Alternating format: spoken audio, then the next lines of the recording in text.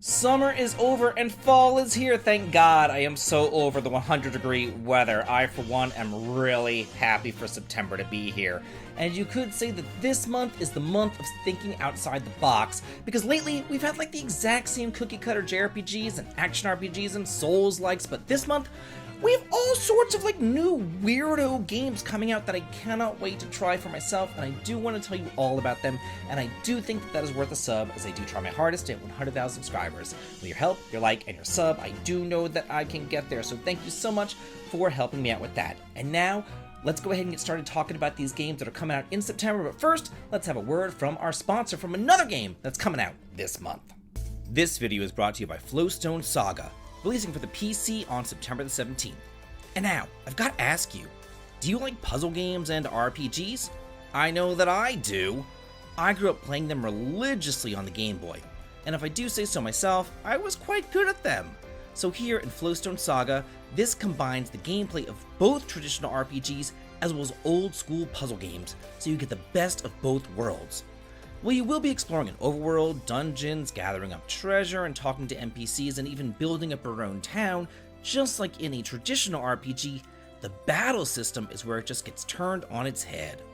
You see, you actually attack the enemies by clearing lines, and you can deal more damage by upgrading your powers, getting better weapons, and getting doubles, triples, or even quadruple line clears. This really does combine the best of both worlds. There's no grinding, there are actual job classes and magic spells, and a ton of puzzle mechanics too. Yes, please.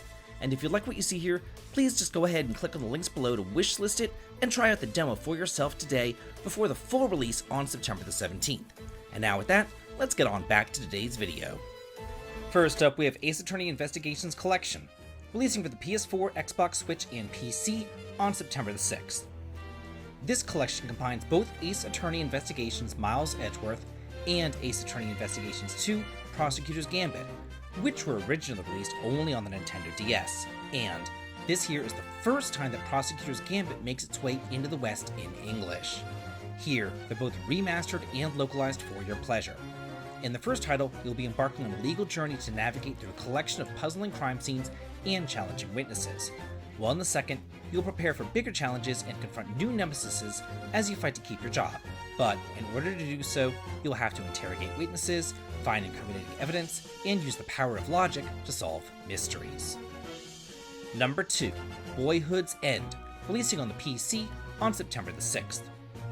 This here is a strange bird, as it's a juvenile science fiction horror adventure game in which the world is ruled by a mechanical overlord, and every aspect of a person's life is rated with a human score, which decides everything from academic and professional careers to romantic interests to even your daily meals. You follow Giovanni, the boy with the lowest human score in the universe, and Campanella, the delinquent genius, as they go on their journey on the Galactic Railroad to find the Crimson Southern Cross, located at the farthest edge of the universe. Through their encounters with history, twisted mysteries, and various horrors of the world, they will eventually have to confront the end of their own childhood. Number 3, Demon School, released for the PS4, PS5, Xbox, Switch, and PC on September the 13th. Here we have a spiritual successor to the first two Persona games, where you need to survive a semester of screams as college freshman Faye, the final heir of the last practicing demon-hunting family. And upon arriving at a mysterious island university, she finds supernatural investigations on her syllabi. With newfound allies at her side, you'll battle imps, demons, and class discussion boards, and close the breach between the worlds before it is too late. In order to do this, you'll have to form a demon-busting battle party by befriending or romancing up to 15 different playable characters, each with a distinct set of abilities. But can you carefully balance your class schedules, combat training, side quests, extracurriculars, and more to boost classmates' skill sets while also still acing your midterms? Play and find out. Number 4, Final Fantasy XVI, releasing on the PC on September the 17th. Hey folks! It's the latest entry in the Final Fantasy series, and now it's available on the computer. This is great news for anybody out there who doesn't have a PS5 and you still want to play this fantastic game. Fully abandoning turn-based combat and embracing action combat instead, this really kind of feels like Square Enix's take on Game of Thrones. There's the Iron Bloods, the Boiling Sea, Stone Sickness, and death and twists and turns are on every single corner. as well as mixing and matching all the different icon skills. It's just incredibly enjoyable. The side quests just add some lore and world building, and the characters are unforgettable. If you haven't played this game, you really do need to get on it, because it might not be Final Fantasy to some of you, but that doesn't mean that it's not a great game. Number 5, Enotria, The Last Song, releasing for the PS5, Xbox, and PC on September the 19th. This here is a Souls-like, but rather than being set in some dark, dank castle, it's set in a fantasy world based off Italian folklore and culture. It's a vibrant and sunlit world based off the Mediterranean summer, where the gameplay allows you to alter the world and enemies in systemic ways. The game here is attempting to capture the heart and soul of the Souls-likes fan base with rewarding exploration, diverse player builds, varied enemy designs, while also still having its own unique twist.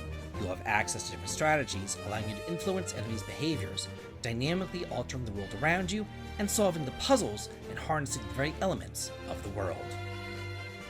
Number 6, Cricket, Jay's Really Peculiar Game, releasing on the PC on September 19th.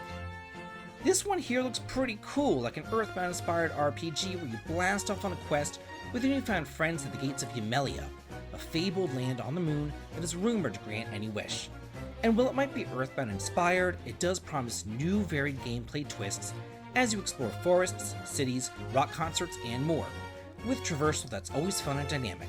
There's no random encounters, and you can dash and charge into objects and people for some unique results. Combat incorporates timed hits, with special combinations as you team up with amazing party members, so build up that meter, attack and defend, while unleashing some awesome combos for better rewards. Number 7, Greedfall 2, The Dying World, releasing on the PC on September the 24th. The story here starts 3 years before the events of the first game, and where you need to regain your freedom and control of your own destiny. Using diplomacy, cunning, and combat, as well as help from the allies that you make, it is up to you to end one man's ambitions of conquest. You'll experience the unique world of Greedfall again by exploring the old continent, travel across new landscapes, and uncover the secrets of these ancient lands. Be sure to meet all the factions that share control over these nations and navigate the treacherous waters of their schemes and conspiracies as you help them with their quests, uncover their secrets, and make their friends, rivals, or even their lovers. Number 8, The Legend of Zelda, Echoes of Wisdom, releasing on the Nintendo Switch on September the 26th. Every single time that I make these lists, it always seems like there's like 1 or 2 games that's kind of like my game of the month, or the game that I'm definitely going to be buying. And this one here, it beats out all the other ones by far. I mean, it's 2D Zelda! What more do you want? This time though, instead of controlling Link, you control the little lady, as she uses the powers of the Tri-Rod to create echoes to solve puzzles and defeat enemies. You can make bridges out of boxes and beds, throw rocks at your foes, or do any number of zany things to rescue Link and save Hyrule from the evil Ganon. Or at least I presume it's Ganon this time. Hopefully, maybe? I have no idea. Number 9, Dragon Nero, The Lies of Drakir, releasing for the PC on September the 26th. Hey, we actually have a classic turn-based RPG here. Not only that, but it's also set in a vast comic book-styled fantasy universe, and it will challenge you as you explore dungeons, plan journeys in an open world filled with events, and face dozens of enemies. Similar to Dragon Quest IV, you have to tackle the story of each of your partners before you're able to bring them all together into the main adventure of exploring the vast open world of Arendar through both handcrafted and procedurally generated dungeons. Number 10, Reynatus, releasing for the PS4, PS5, Switch, and PC on September the 27th. I actually had the chance to play this game myself over at the Anime Expo last month, and while the demo that I got to play was literally only 10 minutes long, it was a fun 10 minutes. This is an action RPG set in the streets of Tokyo, where the residents fear magic and the power that it holds, forcing the wizards to conceal their abilities or face oppression. So while you're in the real world, you kind of have to conceal your powers and live as a regular civilian. Or you could just say, screw you guys, I'm going to use my magic to reach new locations and battle the people who stand in my way. With 6 different playable characters to control, each with their own unique abilities, this definitely promises a fun time. Number 11, Bloomtown, A Different Story, releasing for the PS5, Xbox, Switch, and PC on September the 30th. 2 Earthbound-inspired JRPGs in 1 month? What do we ever do to deserve this? This here is a narrative JRPG mixing turn-based combat, monster taming, and social sims, set in a seemingly pleasant 1960s Americana world. And you play as Emily and her younger brother Chester, who are visiting their grandpa's cozy and quiet town, only to then find out that kids are disappearing, and nightmares are getting more and more real. So it's up to you to enter the demon world and put a stop to this with some tactical turn-based combat and demon fusion by your side. And finally, number 12, Keylocker, releasing for the PS4, PS5, Xbox, Switch, and PC on September the 30th. This here definitely is a different one. I like when developers think outside the box, because I for one am so sick of getting the exact same cookie-cutter action RPG every single time that I turn around. And here you play as Bobo, a singer and songwriter on a mission to dismantle the regime that has silenced all the sound in Saturn. Through the power of music, you have to navigate real-time execution of moves in like a rhythm-style game to triumph over your adversaries. Claiming inspiration from both the Mario and Luigi RPG series, as well as Chrono Trigger, this here promises to be an unforgettable experience. So that's it for all the RPGs being released in September. And now I want to hear from you. What RPGs are you most looking forward to this month, and which ones are you going to buy? Let me know in the comments, and let's all talk and chat about it.